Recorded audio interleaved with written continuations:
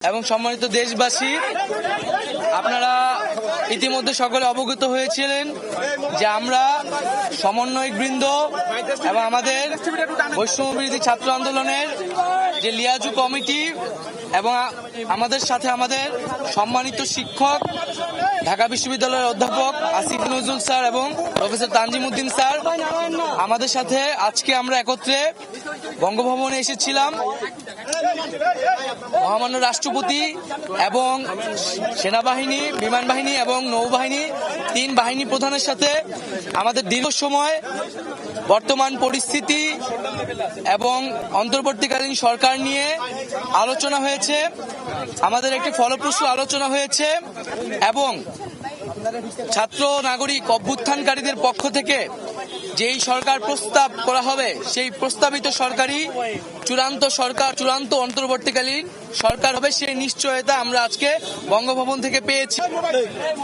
আমরা প্রাথমিকভাবে আমাদের অন্তর্বর্তীকালীন সরকারের জন্য সরকারের প্রধান উপদেষ্টা হিসেবে সর্বজন গ্রহণযোগ্য নোবেল পুরস্কার বিজয়ী আন্তর্জাতিক খ্যাতিসম্পন্ন ব্যক্তিত্ব ডক্টর মোহাম্মদ ইউনূসের নাম প্রস্তাব করেছিলাম এবং আজকে মহামান্য রাষ্ট্রপতিও সম্মতি দিয়েছেন ডক্টর মোহাম্মদ ইউনূসকে প্রধান করেই অন্তর্বর্তীকালীন সরকার দ্রুত সময়ের মধ্যে গঠন করা হবে।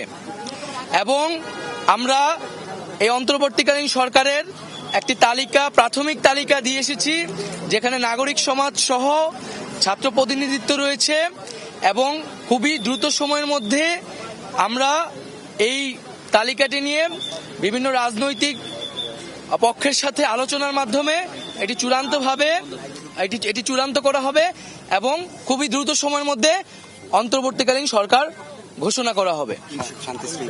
এবং সবার প্রতি আহ্বান থাকবে, আজকে তিন বাহিনী প্রধান এবং রাষ্ট্রপতির সাথে আমাদের দেশের বর্তমান পরিস্থিতি নিয়ে আলোচনা হয়েছে। রাষ্ট্রপতি এবং মহামান্য রাষ্ট্রপতি এবং তিন বাহিনীর প্রধান অভ্যুত্থানকারী ছাত্র নাগরিকদেরকে সম্মান জানিয়েছেন এবং পাশাপাশি দেশে যে এই ধরনের পরিস্থিতি চলছে, অরাজকতা এবং সহিংসতা আমরা দেখছি নানা ধরনের, তার প্রতি গভীর উদ্বেগ প্রকাশ করেছেন। এবং আমরা সকলের প্রতি আহ্বান জানাবো যে অভ্যুত্থানকারী ছাত্র নাগরিকদের প্রস্তাবিত সরকারি বাংলাদেশে দ্রুত সময়ের মধ্যে ঘোষণা করা হবে।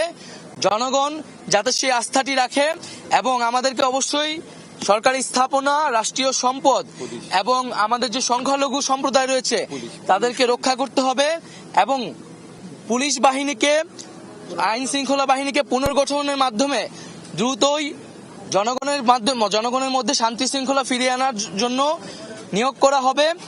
এবং ছাত্র নাগরিকরা যে আজকেও ঢাকা শহরে ট্রাফিকের দায়িত্ব নিয়েছেন,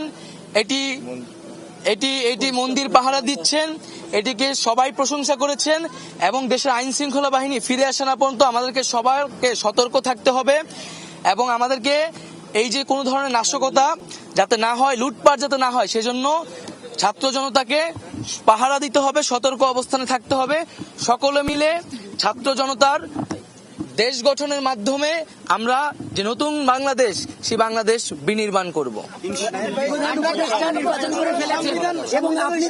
নির্বাচন দিতে হবে এই বিষয়ে আপনারা কোনো স্পেসিফিক আলোচনা করেছেন কিনা? অন্য উপদেষ্টাদের বিষয়ে কোনো আলোচনা হয়েছে কিনা? আমি এটা একটু বলে দেই, হ্যাঁ, নাই তোমার অনুমতি নেই বলছি। আমাদের এই তালিকা যেহেতু চূড়ান্ত হয় না, এটা এখন প্রকাশ করা হবে না। আর অন্যান্য বিষয়ে আলোচনা চলছে, কতদিনের সংখ্যা এসব বিষয়ে আলোচনা চলছে আর কি। সেটা আমরা 10 থেকে 15 জনের একটা প্রাথমিক তালিকা দিয়েছি। সেই তালিকাটি এখন আমরা প্রকাশ করব না, যেহেতু এটা একটা প্রাথমিক। সেটা আমরা আরো চূড়ান্ত করে দ্রুত সময়ের মধ্যে